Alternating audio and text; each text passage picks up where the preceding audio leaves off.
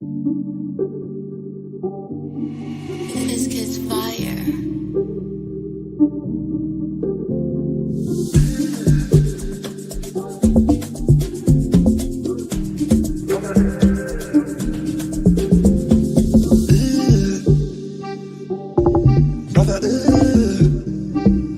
What's that? What's that, brother? What's that? What's that, brother? Brother, what's that, brother? What's that? What's that, brother? Brother,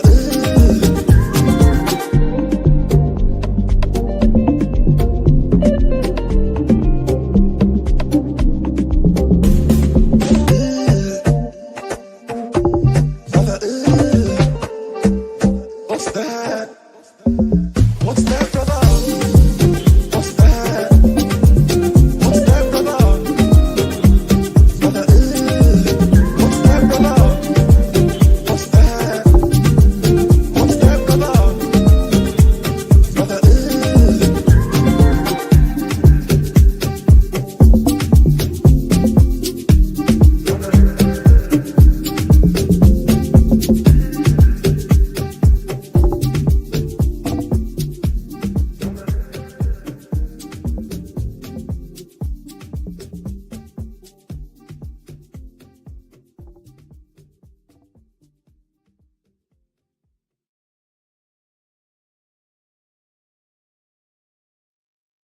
Yes, people, welcome back to another episode of L Bins. We are back. We are back after like a month. I think it's been like a month. I definitely feel like it's been a long time, isn't it? I mean, It's been too long. That's how long. it has been Never too go on long. holiday again, I reckon. I'm No. allowed to be or not. Yeah. I don't know. I finished the stream at like 2 a.m., maybe even 2:30 last night. Yeah, I was a Why? late one What? How? Like, what were you even because talking Martin about? and Steve Lewis crashed the show. Ah, okay. That's Because fair. they were not happy with my legend status of I put Yaya Toure in the top 5 and of Right. City players of all time, Okay. and Martin was not happy with that, Okay. so he crashed the So stream. he crashed it. Yeah, Was he Steve crashed. happy with it, or was he also upset? I think Steve. I can't fully remember. I think he was chill. I think Steve was chill, man. Yeah. He was ambivalent. He was neutral. Yeah. All right, let me do some shout outs anyway before we get started. Big up to Makolo, big up to you, bro. Big up to Sam, Post, Waggles, Rajiv, big up to you, bro. Big up to Cappy, Aaron's in the building, Appy Nash, Mike, Sarah, Hans, Sam, Ben, One Voice, Post, Infidel. Good to see you, boys. Smash these likes up on the way in if you're not done so already. Shout out to Connor, Rengoku, Jens, Adnan, Taurus. Good to see you, boys. Smash the likes up. Make sure you guys are subscribed. Subscribe to Nobbins as well. Yeah. We were speaking about it last night, right? Because I did my I was about to end the stream, yeah, and that would have probably been about like 1 o'clock in the morning, which is already pretty late. And then some guy in the chat was like, "Oh, LB, I've sent you this thing that you should do on stream," and it was basically rank every City player. It was a tier list. Rank every City player since 2011. Oh my God. Yeah, just a little quick end to the show then. I Yeah. know. So I was like, yeah, I seen it, and I was like, oh yeah, this looks mint. I'll do this. And then it took me like over an hour. And then Martin joined the stream, Steve Lewis joined the stream, and then I went on until 2:30 in the morning. So What was Martin's 5 if he didn't have Yaya? I don't think I'd have Yaya in there either, maybe, but I'd have to think about it. What was Martin's then? Martin's He was didn't David have- Silva, Yeah. Kevin De Bruyne, Aguero, Company? Company, and Rodri. Oh, okay. Oh, Roger. Okay, interesting. Yeah. What would yours be? Oh, I need the tier list in front of me. But I might have Werner up there as well, probably. Yeah, we had Ferner. Like I said, Ferner would be up there, but not in my top 5. Yeah, that's fair. I think Gundo might also be in there as well, to be fair. He'd be up there as well. Yeah. I need it in front of me, though. I don't think Yaya would make the top 5, to be fair. He'd be close, but I don't think he'd make it. Yeah, it is hard. Who's your best City player of all time in your mind? Best of, it's not biggest legend, best of all time. Those two different questions. Yeah, best of all time. Kevin. Yeah, I've got Kevin. Yeah. I've got Kevin. Do you have David Silva second or someone else? Because I've got Aguero second. Yeah, I think I probably do have David second. Yeah, Yeah. I think it's a toss up between him and Aguero, though. Yeah, then they are Yeah. close. I think the majority of people would have David Silva above Aguero. It's just for me, Yeah, I put Aguero. if you push me, I think I would be one of those people. Yeah, for sure. Yeah. But I Yeah. think All right. Aguero's the bigger legend. That's why it's two Oh different yeah. questions. Because that's how it started. I think we started off on like the legend, and then because obviously it's a different question because like Vincent Kompany for me as a legend is like Yes. could be arguably the best. I still think Aguero is probably the number one legend. I don't think that'll ever be beaten. And it's like I can't remember what we were speaking about yesterday, but we were speaking about like I can't remember exactly what the question was, but basically, isn't it mad how that we've got Erling Haaland at the football club who's mint, yet 99% of City fans would still take Aguero. I know, Like, yeah, that's it's just how crazy. good Aguero was. And like that's not even like a diss on Haaland because Haaland's mega. But like I still think majority of people would still take Aguero, even though Haaland's class still. Like, that's just how Yeah. good Aguero was, man. He was just a beast, wasn't And he? how long he was here at the club, to be fair, as well. He was here for like around a decade, wasn't he? So, and that time thing as well is going to play into his favour as well. But Haaland will probably, if he stays here for like the next few years, he'll overtake his goal scoring though, won't he? And then I think Oh yeah. at the end of his City career, we'll probably be saying, oh, it probably is Haaland at the end of the day. Yeah, I was looking at like the all-time scorers. It's probably going to be Haaland will be first, and then Aguero, and then Foden, based on our all-time scorers, just like based on the numbers. Because like Foden recently got into the 100 goals, didn't he? So just crazy how 2/3 of our highest goal scorers would be like City fans. That's just quite cute. Oh yeah, that is actually mad, isn't it? Yeah, I didn't even clock that. Yeah, boyhood. It's quite nice.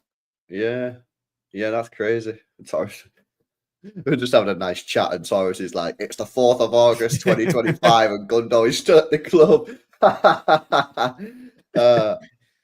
We got Arvin says, "If Haaland stays 11 your years, wins a Ballon d'Or, wins 1 or 2 more UCLs, become the club's top scorer, then will the argument change?" The argument could change for legendary status. For best player of all time, maybe not.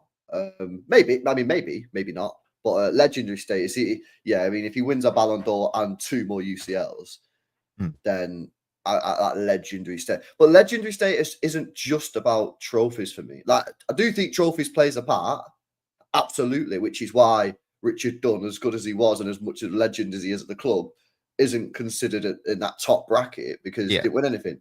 You know what I mean? So legendary status for me is like, yes, it's not just trophies, but so I don't know that. So basically, what I'm saying is there will be some people, even if this happens, that still wouldn't have him as our number one legend or maybe number one player, but he'd be right up there.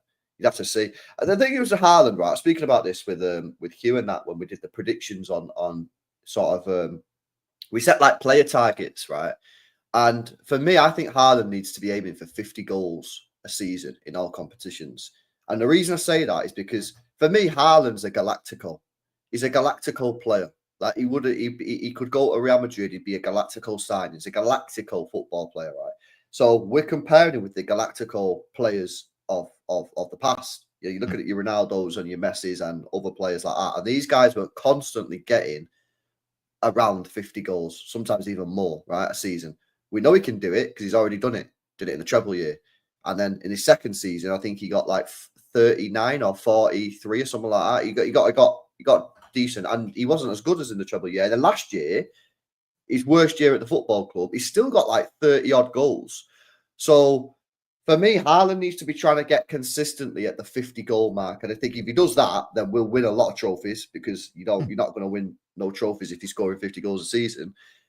He'll get the Premier League record of all time, overtake Alan Shearer, he'll overtake Aguero, and that's how he's got to do it. That's the target. That's the challenge. You know what I mean? For Erling Haaland, is scoring the goals. And I'm looking for Haaland. I'm looking for a lot of players to get better this season. But Haaland's a player that maybe is going under the radar a little bit for me because I do think that last year was his worst year out of the 3. And even though he still scored 30 odd goals, I think there's massive improvements that can be made with Haaland. And this is where it'll be interesting to see Cherky. Because Cherky's a player, bro, who can play that passing behind, and can create chances. So I'm looking forward to see what happens. I'm looking forward to see what happens with everything. I'm personally buzzing. I don't know about you. I'm personally buzzing, but I'm looking forward to see what happens with Haaland next year. Yeah, I'm optimistic. I think that he'll again. Last year was a bit of a blip for basically every single one of our players. Um, Even the season before that, he had a relatively tricky time, but he still got a decent amount of goals. Yeah, I'm not expecting him to like replicate his first season because that was mental. In hindsight, obviously, but we did. I did a stream like a month or so ago, and we were basically trying to. Uh, we had a list of all the City players, and it was right based on averages. You need to score 93 goals to win the Premier League. That's like based on the last 5 years. That needs to score 93 goals on average. And so we were sort of like going through each player, saying like, right, how many goals do we think they're going to score? And like the way we got to that around that number was it relied on Haaland getting high 20s / low 30s in the Premier League, and I guess in all comps that would come to around 50 or so, wouldn't it? Which was your estimate. So yeah, we need him to perform, and yeah, I'm hopeful with all like the fresh blood they've brought in. Yeah, I think he'll have a good year. Also, he looked really good in the Club World Cup. I know it's on the Club World Cup, whatever, but I really liked his overall game. Maybe we know we're talking about goal scoring, the finishing maybe less so, but I thought overall it looked really good in that competition. So Yeah, I'm hopeful. because the thing is with the Club World Cup is like obviously he did miss quite a few chances, didn't he? But like with the thing is with Haaland, as soon as he gets that first goal, bang, he just starts slamming them in, right? So hopefully he gets that against Wolves, right, and he can just start cooking. But as soon as he gets that first one, he's he'll be absolutely flying. But yeah, I'm excited to see the way that Pep sets this team up this year, and hopefully he doesn't go with some of the same players that were starting a lot last year, the unks as people call them. But yeah, I think we have the potential to have a really good side out there and a really exciting team. I mean, I look at the side that's probably going to start, right? Goalkeeper with a side because we don't know what he's going to do there. But Nori, Gavardio, Diaz, Nunes, Rodri, Reinders, and then maybe Marmoush, Cherky, Foden, Haaland. That's a very exciting football team. That's a very exciting team to watch. And I think that because one of the things that I've spoke about like a lot, like at the end of last season and at the start of this season, is like it wasn't just that we weren't a very good football team last year at times. Yeah, not all season. We played all right at parts, but a lot of last season we were not a good football team. It was extremely dull, wasn't it, to watch. It was just proper boring. Whereas I look at that team and I'm thinking that could be a really exciting team to watch. You could have Nori bombing forward. He could go inside or he can go outside. You got Nunes bombing forward. You got Cherky, Foden, Marmoush. You got Reinders, Rodri back in the side. And I know we might not get that starting 11 on match day 1 because Rodri's not even fit, and you might want to try Doku or something, whatever. But like at the core, I think we've got the option there to watch a really good football team. Now, whether it gets results or not, I don't know. Yeah, no, it's definitely on paper. We can make loads of really fun, exciting teams. There are really good options depending on opponents and game state and all that stuff. There's no reason why we can't have a good season next season.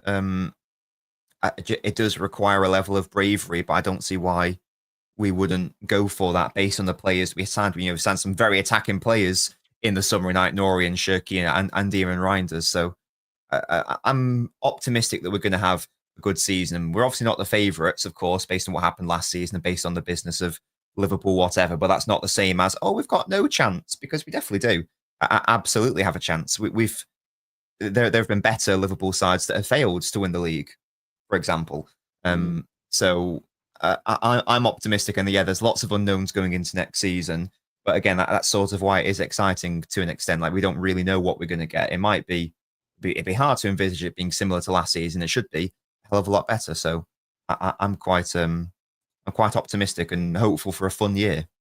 When it comes to the right back thing, I can see a lot of people in the chat speaking about the right back. Yeah, people saying we need to sign a right back. I mean, said we should get this Omar El Halali from Espanyol. What's your thoughts on that? Are you happy with Nunes as a right back for a year, or do you think City should? Because basically, the option that you've got here now, right, is you gamble on one of the younger right backs out there, like your Al Halali, your Fernandez at Porto, or you go and get like a short-term option, or you do nothing. They're the 3 options, right? So do you think City are doing the right thing in leaving it a year, seeing, and imagine this is the strategy, right? Because otherwise it doesn't make no sense. Imagine the strategy now from City is we don't like any of the short-term options, / we don't want a short-term option. Anybody that's currently in the peak, we don't think it's good enough, so there's no point in signing. So we've got these 8 or 9 bunch of young right backs, all under the age of 23, that we're looking at, that we're not quite ready to commit our money to. So we're going to give it 1 year. We're going to watch them all intensely, and at the end of next season, we're going to go banging at the best one.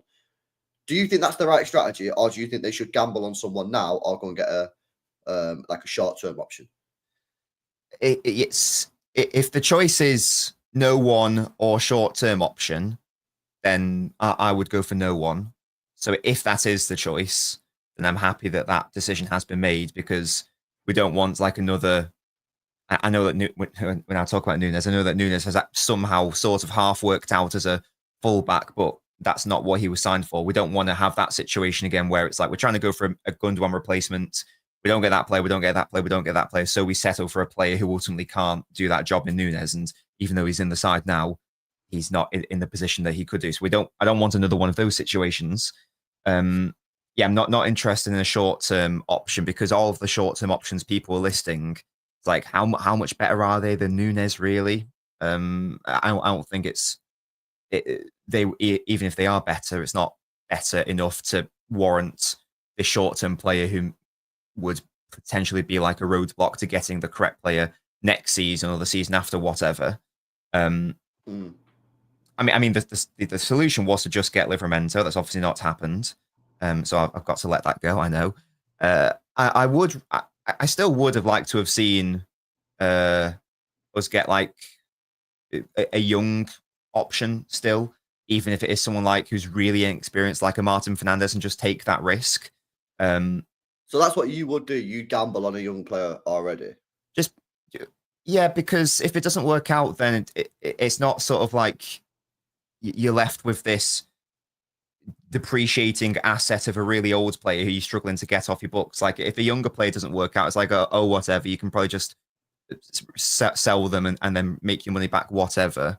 The only issue then is that, as we all know, that it wouldn't necessarily fit for Champions League registration purposes. I'm just a little bit concerned about the only having one attacking right back option next season. That's my chief concern, that we only have one. It's Núñez or bust in that sense. It's Núñez or bust. It's not about me thinking whether Lewis or Akanji have viable options at right back, because they clearly are in a certain setup.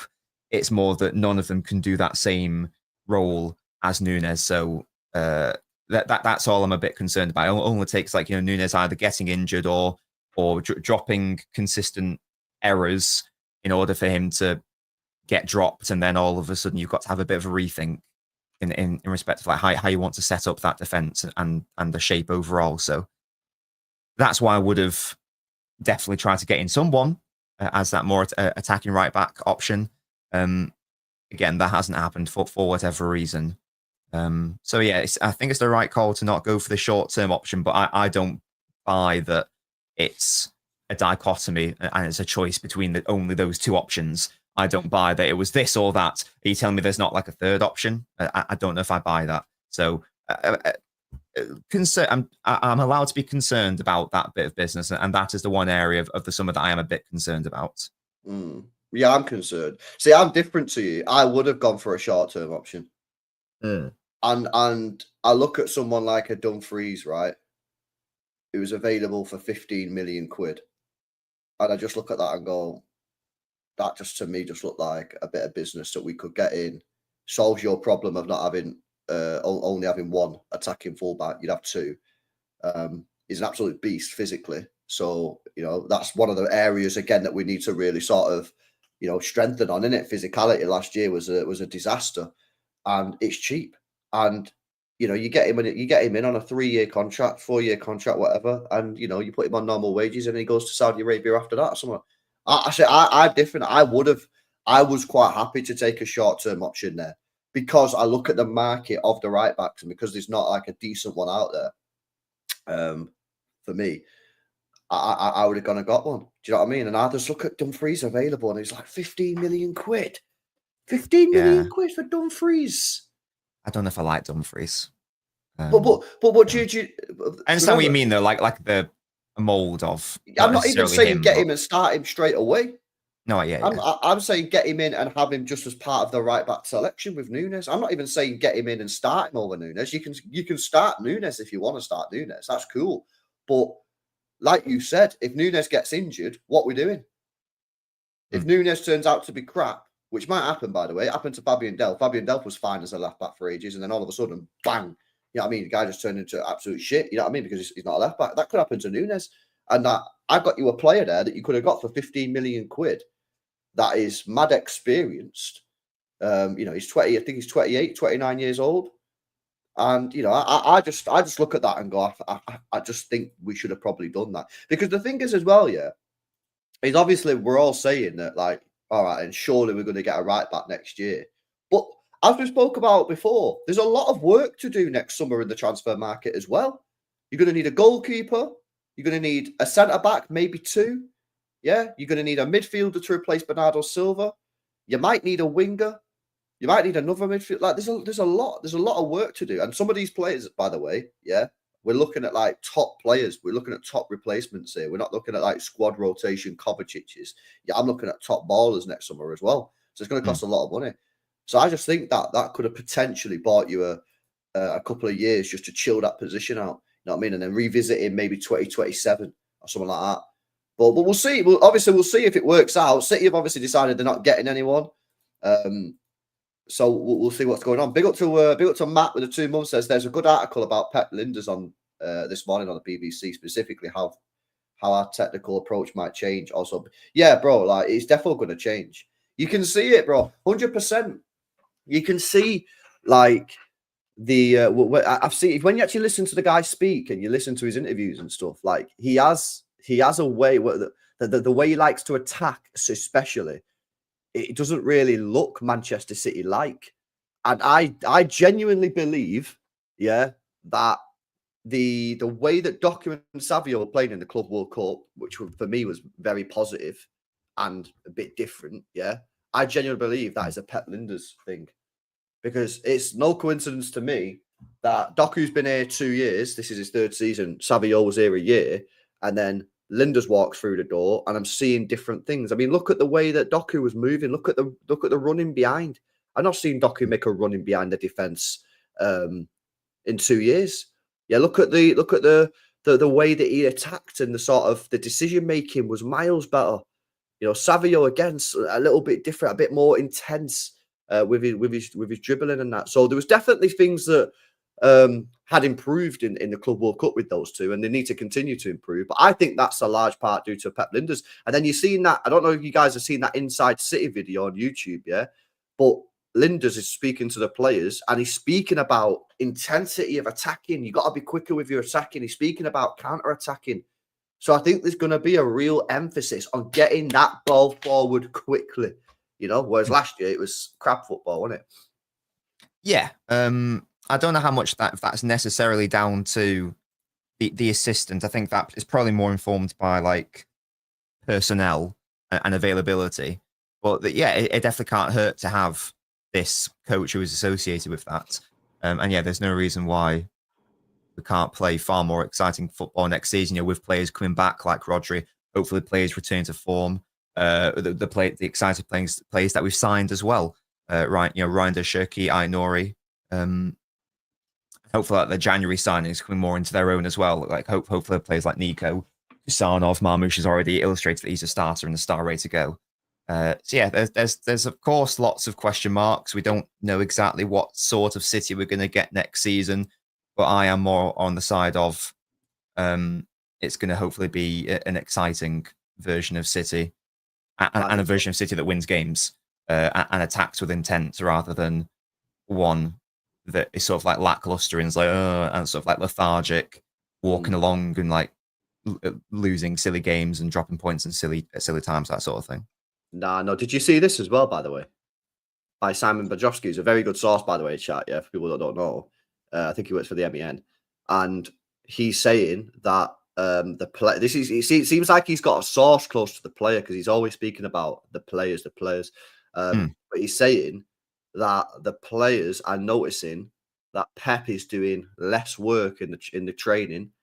He's sitting back a lot more, watching overview, and it's Colo Torre and Linders that are giving the instructions. Now, the instructions might have come through Pep pre-training. Yeah, of course, yeah. That's interesting. Like, if you remember, like, the All or Nothing documentaries, you've always got Pep, Bernardicchi. Yeah? Like, Kevin knows you were there. He knows you were there. Like, he's always fucking shouting, mate. Like, you know what I mean? Oh, my God, will you shut up a minute? You know what I mean? Whereas now, it sounds like Pep's taking a chill back. Yeah? Right, I'm watching what's going on, and it's Colo Torre and Linders that are giving all the instructions. Now, maybe that's just because it's pre-season. Maybe when the season starts, maybe it changes, right? I don't know. But it's quite interesting how that has changed. And I was speaking about this last night. The fact is that I think there's been a lot of changes behind the scenes. I think last year, yeah, I've said this before, right? But I can't wait to see Pep's new book. I can't wait. Because last year, I reckon there's so much that went on last year behind the scenes that we are unaware Oh, yeah, of. definitely. Negative stuff, by the way. I'm not talking positive. I'm talking negative stuff. Yeah. I'm talking tension between manager and players. I'm talking player beef. Yeah. And by the way, connect the dots. Yeah. I'm not speculating here. Bernardo Silva said it himself. He says, I know we've worked out who we can go to war with. Our captain left in. I think a lot of shit went on. I think that's forced Pep Guardiola to have a massive sit down and think about what's gone on and implement new changes. And this is why I think it's quite funny. And it's like, as much as I think Pep deserved quite a lot of criticism last year because I think he got a lot of shit wrong, this is why I just can't get behind any sort of Pep out movement, right? Because like, I just 100% back him to reinvent himself this season. I think we're going to play a completely different style of football, yeah? And I think we will be successful. Now, whether that means we'll win the Prem or we win the Champions League, I don't know. But I definitely think we're going to be up there competing, and I think Pep's going to find a way, and I think it's going to be an exciting way of playing football. He's done it before. He's reinvented himself. He's reinvented the team before, hasn't he? Yeah, and I have noticed that it's not just non-City fans. It's also a lot of City fans, to be fair, who say that Pep's washed. But in particular, you see like in the media, or you just see on like other people's YouTube channels, they go, Pep's washed, the City era is over, he's finished. And, that's fine. But these people did also, or someone did also say that in 2017, after Pep's first season, and we all know what happened there. And then they also said it in 2020. And then we all know what happened after that. So he's not a man that you want to, rule out and quash and say that he's past it and that sort of thing. That's a very dangerous game to do that. So let's see what happens. History tells us that you should not rule out Pep Guardiola. It's happened twice now where people have tried to do it when he was a City manager, and both times it didn't really work out well. Let it happen for a third time, and we'll see. Then we'll see who lied. Pep out company. That video of that guy is the funniest fucking video. I've not Have you seen seen it? No. It was people are dickheads, right? But some guy, yeah, is that City away day, right? He's on Champions League City away day, and he's obviously fucking had beers, right? The guy's obviously steaming. He's probably only about 18, 19 or something, right? And he comes out after the game, we've lost. And he's like, he goes, Pep out. He's getting recorded. You know these people who stand outside the stadium after a match and record people, like fan cameras, but not like a City fan camera. It's just a random fucking sports channel. And he goes, oh, let me see if I got the clip, man. I always butcher these things. I think I've got it somewhere. One sec. Let's see. Here we go. I've got it here. Look at this. I'll probably get copyrighted, but fuck it. The game's a game. Watch this video.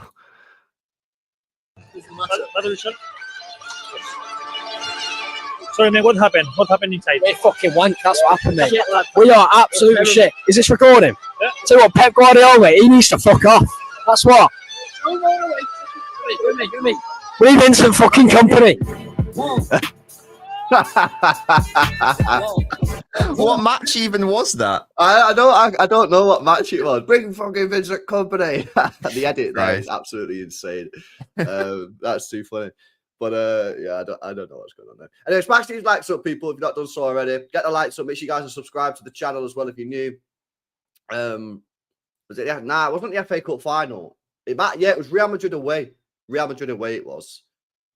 He was bad that day. To be fair, he had a bad performance. Pep?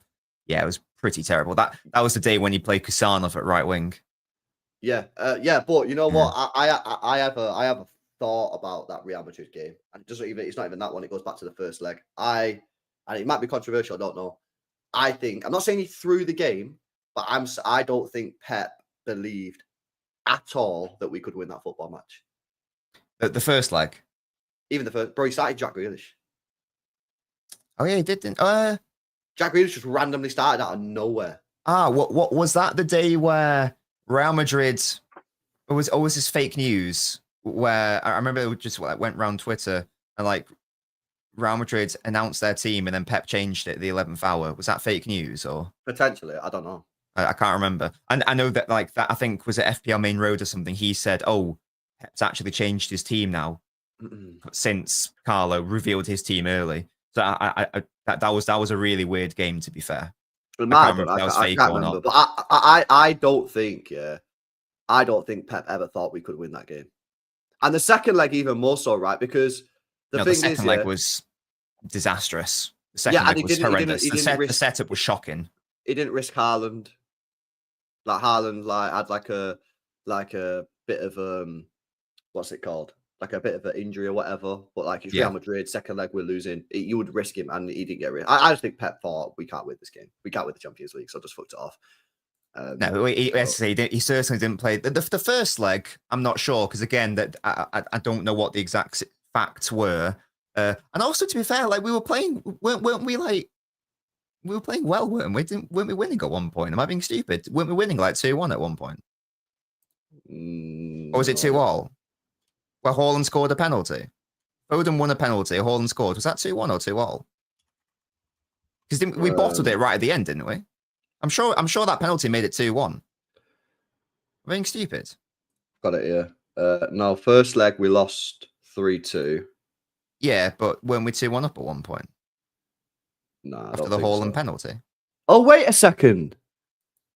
Yeah, we were. Didn't we crumble in the last 10 minutes of the game? Yeah. That's what I mean. Didn't he? Yeah. And then it was 2-all. It was like, oh, and then there was that whole weird thing of like Kovacic, Lewis, Akanji all dicking around, and then we bottled it right at the end. Yeah. I think Kovacic did some bullshit thing. Yeah, I'm sorry. I've brought that back. Brought that memory back. Yeah, I remember it now. What the fuck did he do again?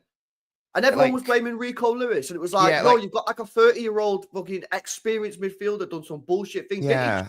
Didn't he try to do some backflick or some shit like that? Yeah, it was a really weird thing. And then Lewis was like, what the fuck's going on? And then that moment hesitation, he lost it to Vinny. And then I think Akanji also did something annoying towards the end. Yeah, I remember. Tried to erase it from my mind. Why did you have to go? I didn't go into that much detail. I just wanted to like glaze over the game, and you went into the detail and brought back. I'm sorry. No, it was just because I was like building on your point of I take the point already the second leg because I was like, what the fuck's going on? Like, why is Kusanov for basically a right wing? But then the first leg was interesting. The Stones was balling. We had injuries. That was an unfortunate first leg. Like a lot of bullshit happened in that match. Akanji didn't make it until half time. That was so last season we saw what most people would consider would be our best back four before the start of the season. We only saw that twice. And that first half was one of the times where we actually saw it and we seemed to be playing quite well. Then Foden came on, didn't he? He won the penalty. Haaland scored it. It was all a fun time. Yeah, sorry guys. Sorry about that. I need our defense to improve this year. I need a Nobbins. I think it will. I can't watch that defense again, man. I need it. No, I think it will because again there were lots of matches where the defense weren't good enough individually, but a lot of it did stem from the fact that they were just left to defend, the impossible without any protection from the midfield. You know what I mean? I think, Rodri coming back helps that. Reinders coming in helps that as well. Actually having players on the pitch who can press high up the pitch and counter press helps that as well. Having Gvardio, being a lock-in as a centre-back straight from the start of the season, I think will help that as well. Yeah, I- I- the actual yeah. volume of defending should reduce Absolutely, definitely. Yeah. because 100%. because that's what one of the problems last year wasn't just the defense wasn't good. Yeah. Mhm. And there's different reasons as to why it wasn't good. But they had to defend so much because there was no protection. Because Mm. our midfield was just non-existent. Yeah, hopefully that will improve this year with Rodri coming back. And if Rodri's not back available for the first game, I think he's got to go Nico Gonzalez, Reinders for me. That's how I. He's not going to I'd do agree. that because Bernardo Silva's obviously going to play. But you've got to pack out that midfield. You cannot allow teams just to come through our midfield like they were doing last year because it was relentless, man. It was actually listen, as the season went on, yeah, like it got a little bit better towards the end, but it was still never fixed properly, was it? Do you know what I mean? Like it still never got like, it wasn't like we ever got to a situation where it was like, yeah, well, that problem's now solved. Like it was never solved. It got better. Do you know what I mean? And like you didn't get it wasn't as bad, but bro, them months, man, back in like December and like even January at times, it was crazy. But hopefully Rodri will fix that anyway. Yeah, and I think Reinders will also be a massive boost there as well. We've already seen it in the Club World Cup again. Like he's come in, looks like he's played there forever. He's a fantastic counter presser. I'm hopeful. And if he starts players like either in the midfield or in the attacking unit to a really good pressers like Marmoush, like Foden, like Reinders, Savio, whoever, then there's no reason why we can't be better at defending from the front. And that's the best way to defend anyway, to be fair. That's always been one of City's best defensive tools. First of all, having the ball. Secondly, winning it back quickly. So I think that the players we've signed will improve that. So I'm hopeful. I'm hopeful that, and then that should improve the defense on an individual. On a systemic situation. That should improve the defense, and then on the individual level, I'm not going to blame injuries, whatever, but it was bizarre the amount of shit that was happening last year, and we never really had a stable back four, really, apart from like towards the back end of the season when we looked a bit more defensively solid. To be fair, we weren't as good going forwards, but we still looked a bit more defensively solid, and hopefully that will also play a part as well. And depending on what happens with Trafford, if Trafford all of a sudden becomes like the number one, I don't think he will, but if he does, then a potentially better shot stopper. Does that then get into the mind of the defenders? They can defend with a bit more freedom. They can defend with less risk. So hopefully it will all add into one lovely pot of wonder and won't be as dusty next season defensively. Yeah, you know what's crazy, right? I don't know how. Tell me. I sometimes I'm like, I look at people's comments, yeah, and I'm like, are you speaking about the same football team, mate? You know what I mean? Like, because I was speaking about. You're calling me out? Is that what's happening right now? No, you didn't respond to the post, but I can't remember exactly what I tweeted yet. But like, people were speaking about our defense, right? And say, I can't remember exactly what the conversation was, but basically, I said, the quantity is now there with the defense. Yeah, it's the quality of the personnel. And people was like, nah, the quality is not there. Hang on a minute, yeah. We went into last season with 7 defenders. We've got 6 centre-backs right now anyway. Yeah, the volume is definitely there. Yeah, we've got Aitnori now. We've got Nico O'Reilly as a backup. Last year, we went into the season. Who was our left-back last year going into the season? Yoshko, right? 1, right? Now we have Aitnori and now O'Reilly, because O'Reilly's proved he can do it, yeah?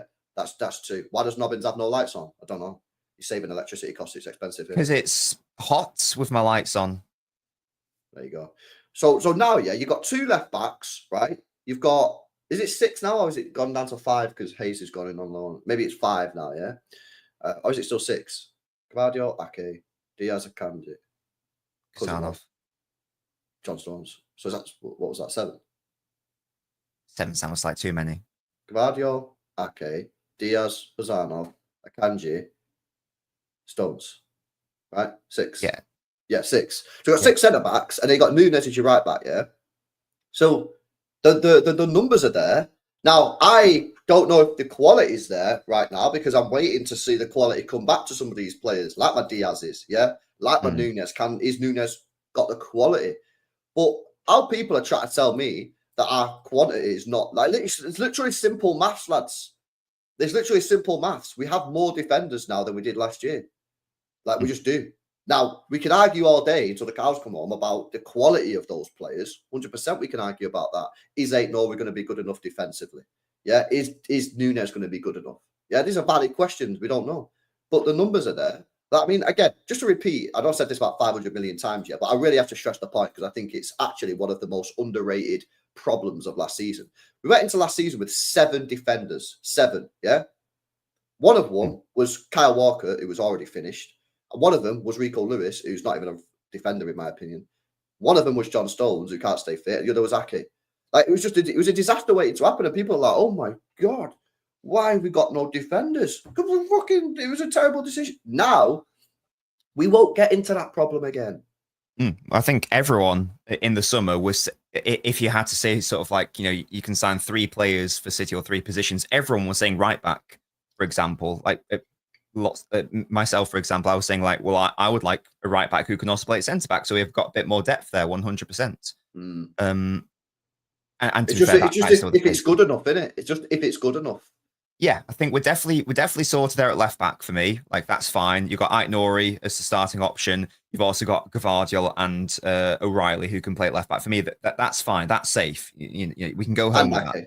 Yeah, and Ake as well. Like if you need to, 100%.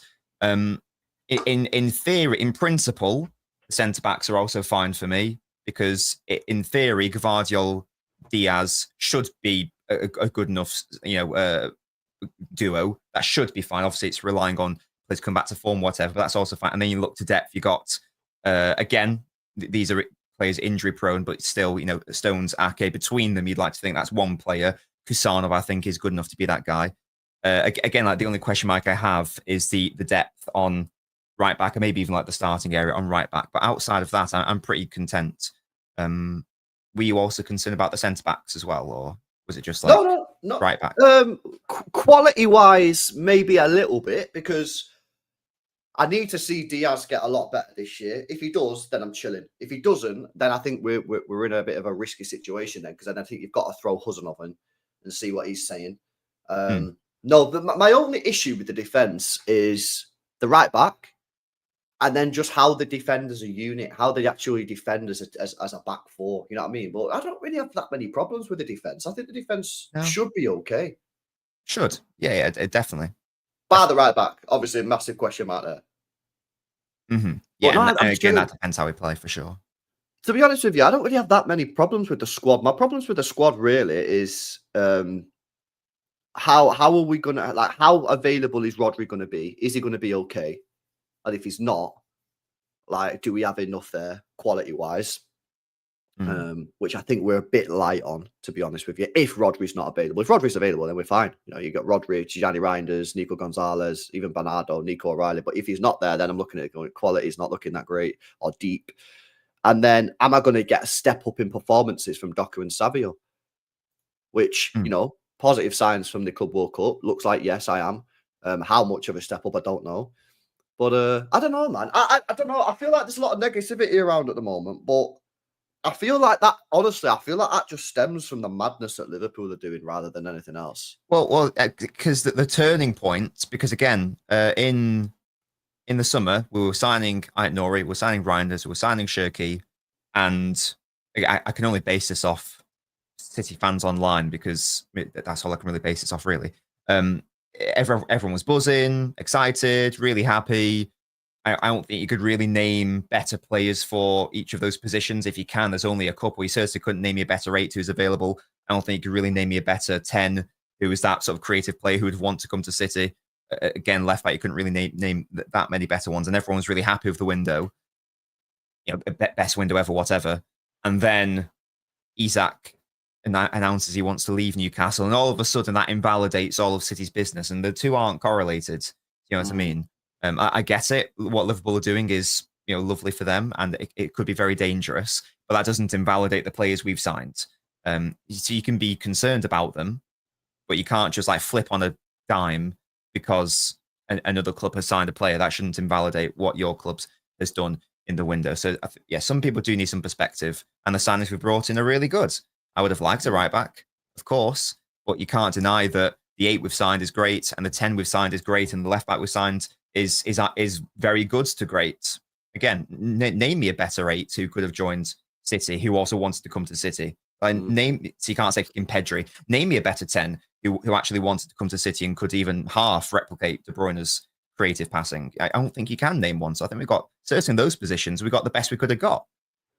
Again, maybe you can say we should have got Theo Hernandez at left back. Okay, fine, whatever. But Aït-Nouri is still a very good option there. So Yeah. And I think it's really important to remember as well that when it comes to Aït-Nouri and the fact that he's better on the ball and going forward than he is defensively, that's what most City fans was looking for last year, because of like, obviously we needed our defense to improve, but we needed that attacking outlet from the wing backs. And you had Gvardiol, who provided a little bit of that. He's now moved obviously inside, so obviously Aït-Nouri is not going to be he's not going to be like Ake in the treble year where he was just locking everybody up left, right, and centre, but not offering a great deal going forward.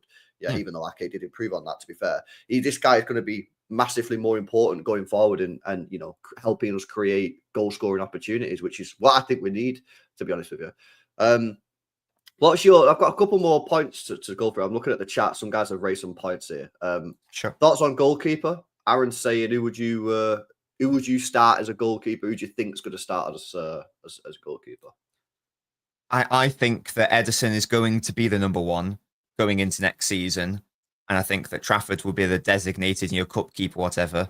And I think that Trafford he'll get like the occasional Premier League start, but it'll only be, assuming Ederson isn't injured, but it'll only be like, a game at home against a side who you think are going to get relegated. So, like against Burnley, for example. Burnley, that's quite funny. He's from Burnley. That sort of thing. I think that's how Pep's going to view it. But Ederson, the past, certainly last season, I can't remember the season before, he's been a little bit susceptible to an injury or two. He's injury prone. He's a goalkeeper that's injury prone. Yeah, and I can't remember what his stats were the other season, but certainly last year he seemed to be injured quite a lot in relative terms for a goalkeeper. Now, it wouldn't surprise, obviously Trafford would come in there, and it wouldn't surprise me. Let's say that Ederson picks up an injury in Jan and he misses, 2 games in a row in Jan, whatever.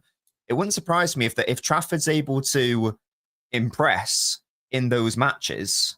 See, last year was mad, wasn't it? For a goalkeeper. How many games is that last season? 2, 4, 6, 10.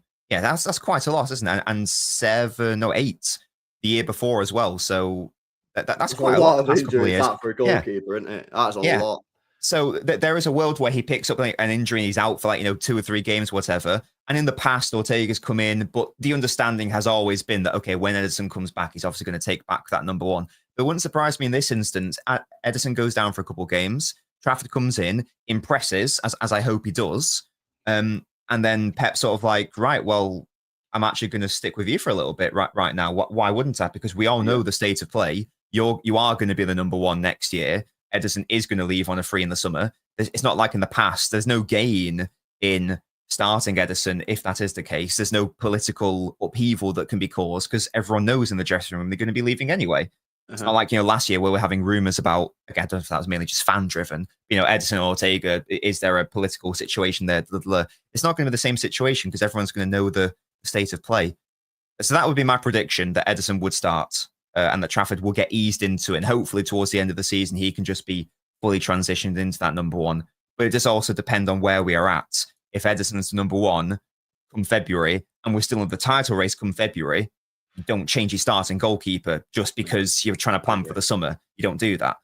Whereas if it's I don't know, it comes to February and we're second and we're basically getting Champions League football, but the title's already won, then maybe it's a different conversation to be had. That would be my prediction. Yeah, that's what I said to Martin yesterday because he was speaking about phasing Ederson out, but you don't phase Ederson out if you're in the midst of a title race, do you?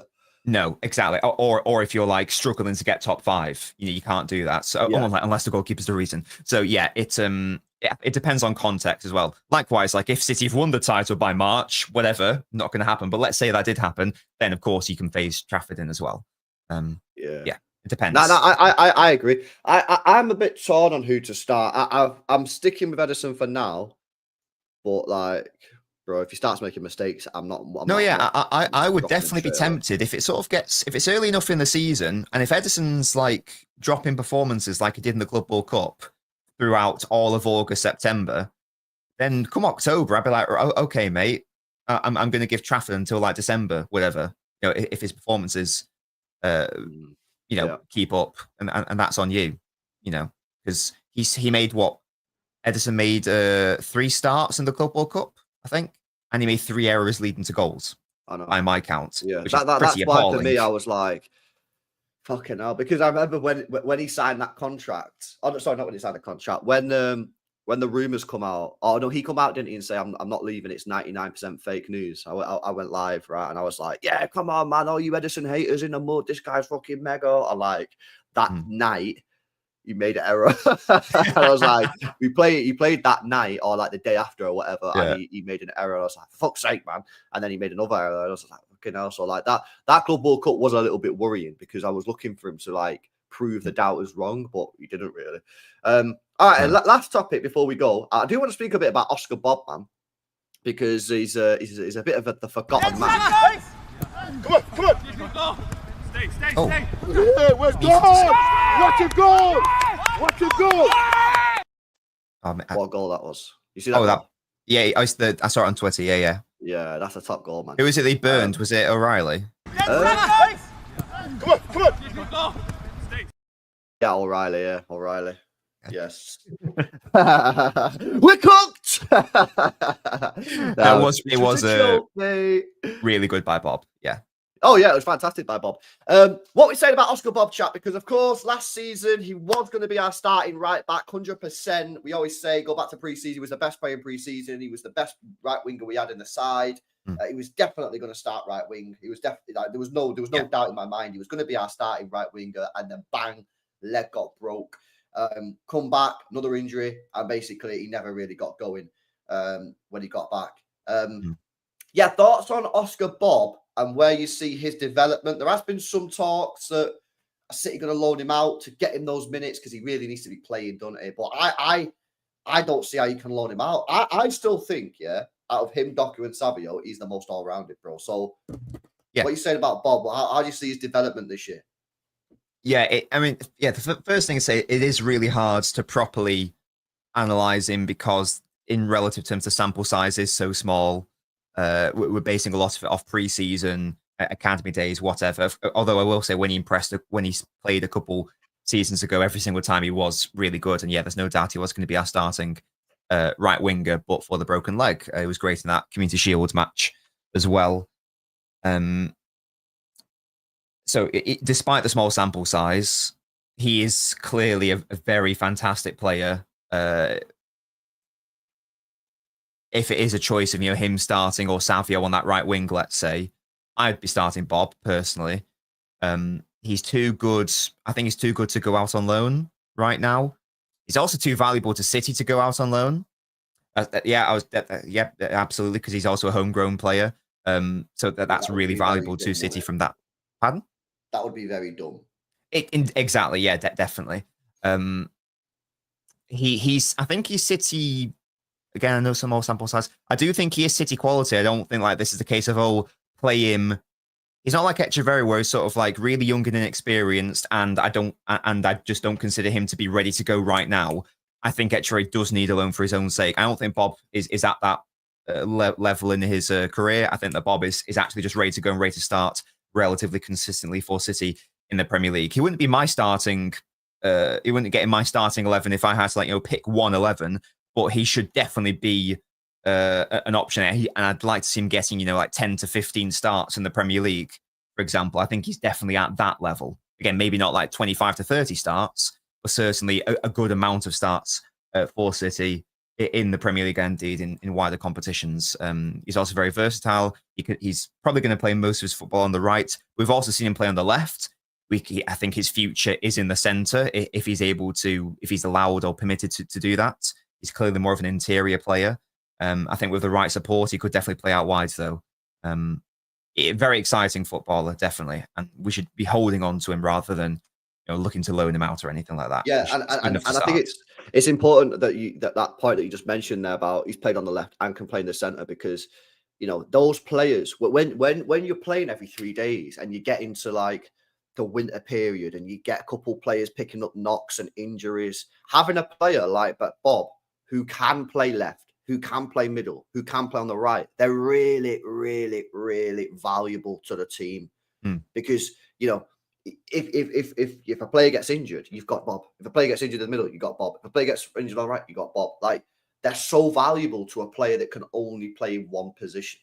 Do you know what I mean? So I think it would be not just because of that. I think I agree with you. I think the guy is good enough to be in this squad right now and start football matches for Manchester City. Now, whether he starts as our starting right winger, probably won't at the moment, because I think you need to work on that fitness first of all. But when the guy gets going, I think the guy is good enough to play on a fairly regular basis. So I think that would be completely done. Add into the fact that he can play anywhere across the front line. Add into the fact that he's homegrown, and he just looks like the perfect Pep player. He just looks like the perfect Pep player in that area. I mean, we've seen it before with Palmer when Pep put Palmer out on the left hand side, and Palmer's not a left winger. Palmer can't do that. Palmer's specifically a right winger or an inside sort of off the right sort of central player, like an inverted right winger type thing. Yeah. And he's very good at that. Extremely good at that. Yeah. But Bobb, I'm not saying Bobb's a better player than Palmer. Don't get it twisted. What I'm saying is Bobb is more versatile than Palmer. Bobb can play on the left, whereas Palmer can't. So I just think, for me, I think Pep loves Bobb, man. I really do. And, the fact that he was definitely going to start as our right winger last year, and it was such a shame. I think Aaron said it in the chat then a minute ago, like he got the injury at literally the most crucial time in his whole career. Just about to make the break into the first team properly, and then bang, broken leg. So, yeah, it's a big year, big expectations on for Oscar Bobb. But no, I don't think you can be loaning him, man. You got to keep him and just ease the minutes in, 15 minutes, 20 minutes, and then give him a start and see what he's saying. But I think I'm predicting that by the end of the season, we're going to be saying Bobb's the best winger we've got at the football club when we're speaking exclusively wingers. I think he is. I think all round, I think he's the best one that we have. We just need to see it, on a regular basis to be able to sort of cement it with a tick, Yeah, it wouldn't surprise me at all. Yeah, again, last year was supposed to be his breakout year. He was going to be great. And that's not really sort of like, I don't think it's really accounted for that much, certainly from like non-City fans who don't really know anything about Oscar Bobb. But it's like City fans who obviously knew how important he was going to be. We literally lost our starting right winger before a Premier League ball was kicked last season. So yeah, again, that was like another thing. It wasn't that ideal last year. It's gonna well, I always said beyond belief. I always said when I watched him in the academy, I always thought his best position was in the middle.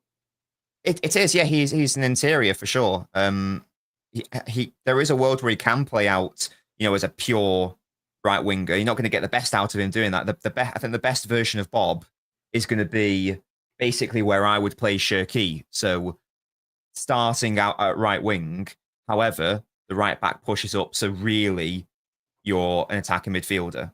I think that's Bobb's ceiling position as well, but based on that, how we may expect City to play next season, that's how I view it. Yeah, no, I'm with you. Smash these likes up, guys, if you've not done so already. Big up to Chris, who says, I want to see a front four one time of Cherky, Bobb, Foden, Haaland, techie ballers behind. You want to go full tech, yeah? You want to go full tech? We know Pep loves that. Pep won many a Champions League based on that philosophy, to be fair. Yeah, that would be nice, man. That would be nice. Nah, big up Chris, bro. Smash these likes up. Yo, big up Learning as well, man. Dropping a 20 bomb. What the fuck? Come on, bro. I big up to you, man. That's proper random. Come on. W's in the chat, man. W's in the chat for Learning dropping a 20 bomb on our head tops. Oh, it's because it's Norwegian and we're glazing Bobb, bro. Hey, it all makes sense. Is that the trick, Leonin? Yeah, I glaze Bobb and I get 20 gifted drops on the channel. Like, come on. Nah, big up to you, bro. I appreciate it. W's in the chat, man. W's in the chat for the 20.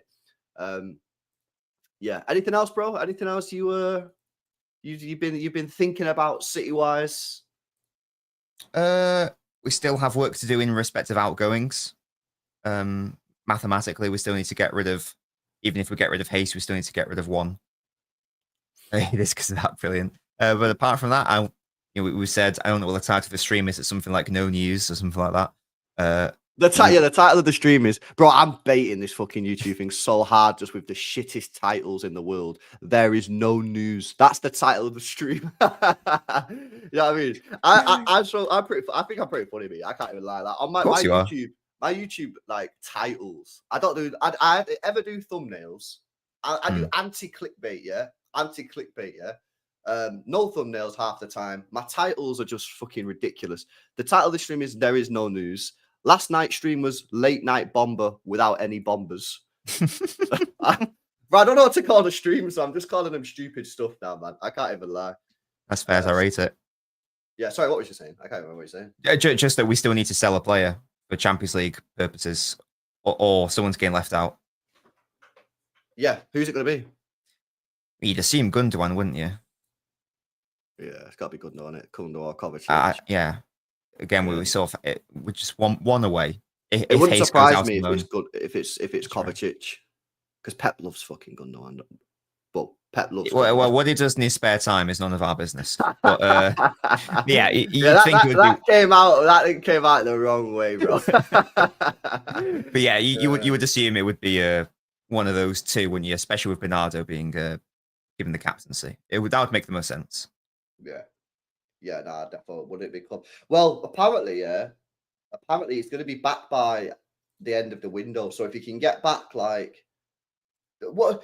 Let me check the list that City Extra put out of that friendly against Preston. Was he on the list? Because they put out the list of the players that played, didn't they? Here they go. Players that featured. Was he on the list? No, he wasn't on the list. So he's probably not back yet. Has anyone seen him in training photos at all? Have you seen Kovacic in training photos on that? No, but I've not really seen the training photos, to be fair. So no, I don't think I've seen him in the training photos. But yeah, rumor has it that he's not far away. So maybe it's to Galatasaray if you want to scoop him. I think it stinks of a Saudi move, bro. That too. That's fine as well. Yeah. Yeah, I've got some training photos there. Is he on any of them? Nope. No, I don't think he's back in regular training, but I don't think he's too far away. Yeah. Well, as things stand, someone's missing out in the Champions League. So is that what it is? Just one player, yeah. If Ortega goes, which is basically a given, isn't it? And if Echeverry and Hayes go out on loan, and Naipan as well, to be fair, assuming that all of those happen, and I think that's basically all going to happen, we still need one player to go, or someone's getting left out of the Champions League squad. Right. And as a club, we probably don't want to cause issues in the dressing room by leaving someone out, do we? No, I agree. Did you see this, by the way? Galatasaray fans demanding for Ederson during their president's speech. That's cool. But you can't have him. You can have Ortega. There you go. You can have Ortega if you want. We'll give you Ortega and Kova. There you go. And you'll be happy with that. Yeah, what about the reports of Echeverry? I think that's coming from Echeverry. I just don't think Echeverry wants to go Girona, innit? He just doesn't want to do it.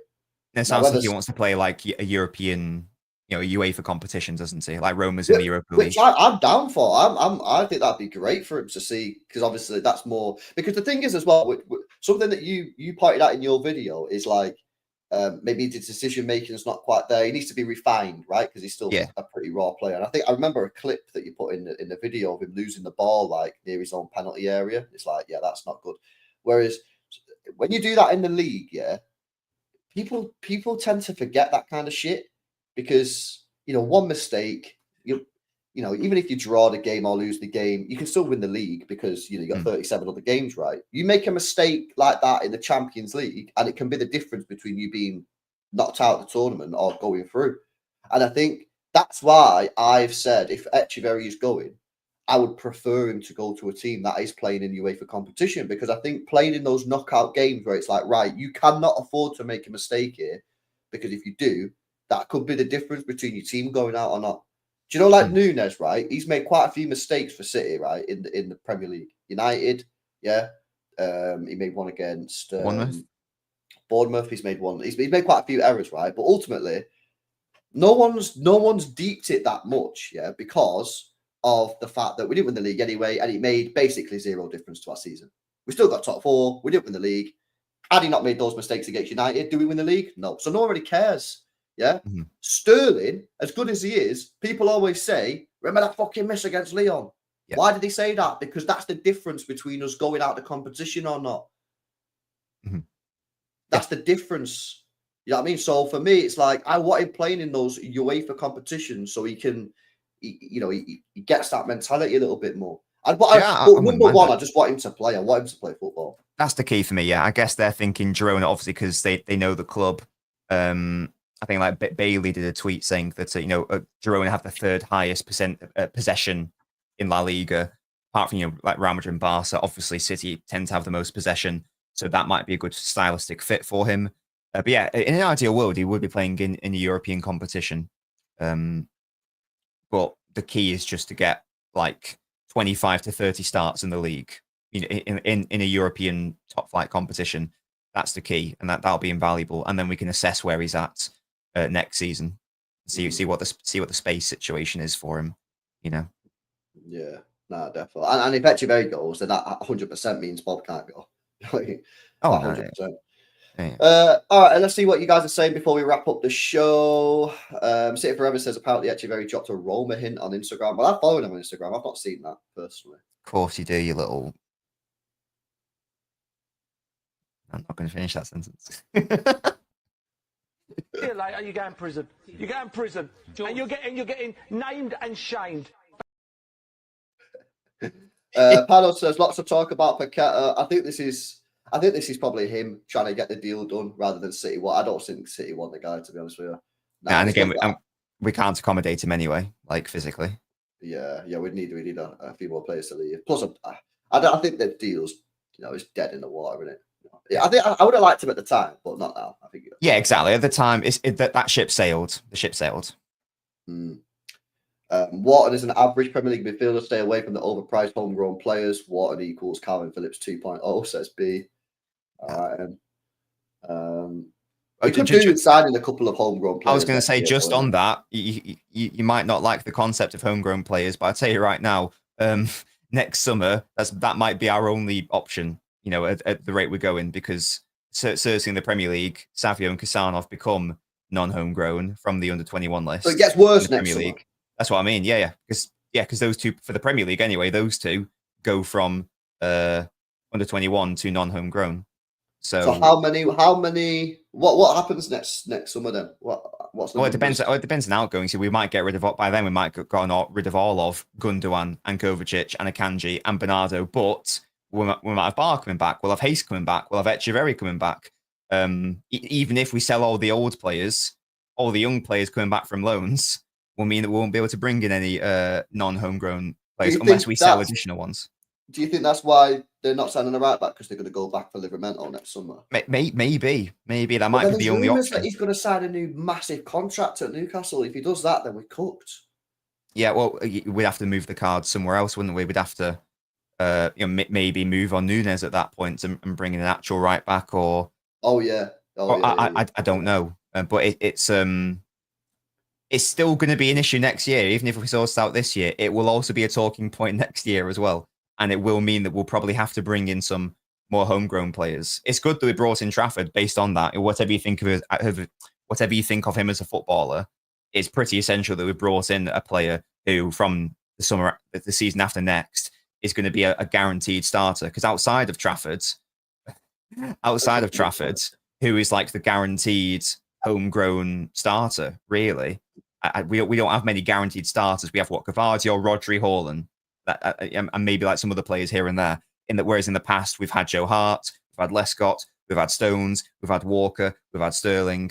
We will need more next summer. But so the thing is, though, it's like, where are these next generation England players? Like, what, you know what I mean? In Spain, playing in different leagues, like Jude Bellingham and all that. We tried to get Bellingham, didn't we? Yeah, we tried to get him. Like Trent. So whether you think of him as defensively one of the best right backs in the world. He'd be great for City. He's playing for Real Madrid as well. They're going to different clubs now. All these top tier ones. Arsenal have got the best ones in the Premier League, really. Like collectively, players like Rice and Saka. Yeah, we're sort of we're lagging behind a little bit in that sense. It's a good thing Oscar Bobb's homegrown. Yeah, we need to. I think next summer we need to go out there and sign like a couple homegrown players.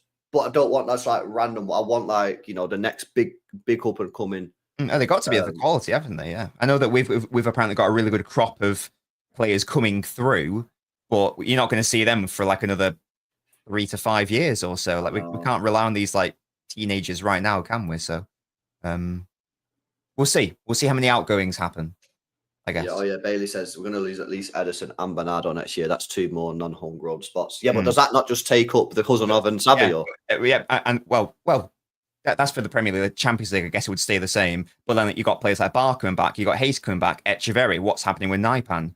I don't think it's as simple as that. We'll see. Of course, we'll see. But we're going to be walking the tightrope again. Let's just put it that way. So if City fans want us to sign 2 to 3 players next summer, expect the majority of them to be homegrown by definition.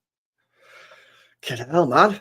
Stressful, isn't it? It's very confusing. Yeah. It's a thing. All right, sweet.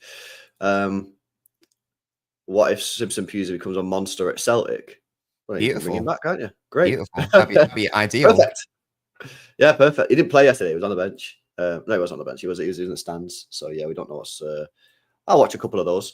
All right, and bro, anything else from you? Oh, Cavan Sullivan. Yeah, like I don't really like speaking about kids. I mean, a bit weird. To be honest with you. But apparently the guy's mega, and a couple of French Donnies on Twitter who watched the game said he was City's best player. But nice. Yeah, I always try and I try not to speak about it. All right, bro. Not looking weird, just because I don't want to put pressure on a guy that's under the age of like. I know. Yeah, I mean, it's Echeverri was fucking adult at the time. You know what I'm saying? But yeah, I don't personally like it. Like I see. Yeah, quote Your Honour. Yeah, I see it when like you know when the newspapers report like, oh, City have just signed like a 13-year-old, and I'm like, mate, yeah. I don't know. I know not everyone, but for me, I'm like, that's not. I don't think that's right, bro. I don't think like these should be getting like newspaper reports and all that kind of. No, the pressure isn't fair. You are right. Yeah, I seen Aston Villa sign like a 9-year-old, and it was like all over the news, and I was like, that is weird. That's just fucking weird, bro. Yeah, it's fucking weird. Yeah. Do you know what I'm saying? Anyway, very odd. Big up to ALX says, do you think that at the moment we are a bit behind Arsenal and Liverpool? Obviously, they made statement transfers. I see Liverpool winning it, City and Arsenal battling for second. I think we're in a better position than Arsenal, personally. Liverpool are the favourites. Yeah, I think so. I would say you can say their squad's in a better position than ours. They're not infallible, like people are taking it to one extreme. Like they can be beaten, of course. I don't think we're too far away from them. I would say we're ahead of Arsenal, though, personally. I know we weren't last season, but even last season, it was only by 1 point, was it? Or 2 points? I can't remember exactly. We had more wins than them. I know that much. We won more games than them. I know we had less points, but I don't think we're behind them personally. I think our transfer window is better than theirs as well. I don't think they've done enough as of yet. They can prove me wrong. I'm with you. I think we're ahead of Arsenal, especially if Rodri's available for us.